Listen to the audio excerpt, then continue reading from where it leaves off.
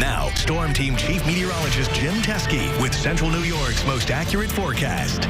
6:13, there's a view over downtown Syracuse. We're looking to the north and west. Those fair weather cumulus clouds that were out earlier have pretty much dissipated at this point. Certainly going to be dry now going through the rest of this evening into tomorrow as well. I'll show you the precipitation for July.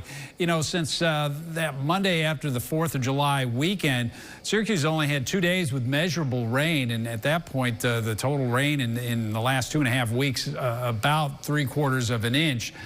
But while we're well below normal, areas south of Syracuse have had more than 2 inches of rain in that period of time. So as we look at the latest drought numbers from last week, you know, drought conditions only in the Hudson Valley, and there's no change. So that's good news. We'll keep an eye on that over the next week. Let's show you what's going on temperature-wise. We're 76 here, so we've only come off our high temperature by a degree.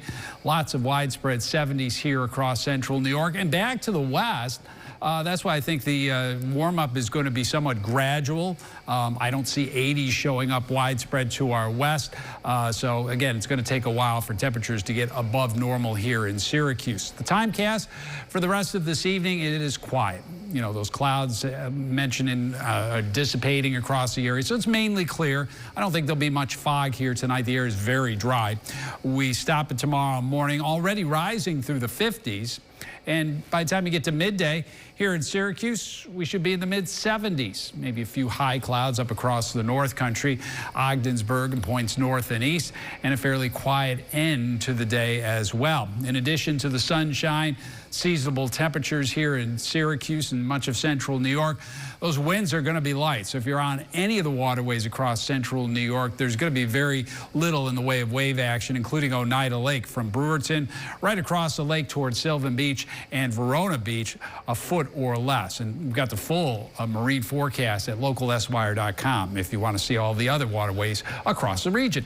How about Saturday? I don't think there's much wind Saturday as well. High pressure's right over us Friday night and moving slowly to our east on Saturday. So we got more sunshine, a little bit more in the way of cloud cover over western areas of New York, and might even be a shower near Buffalo and Toronto. But here in central New York, we look to be dry.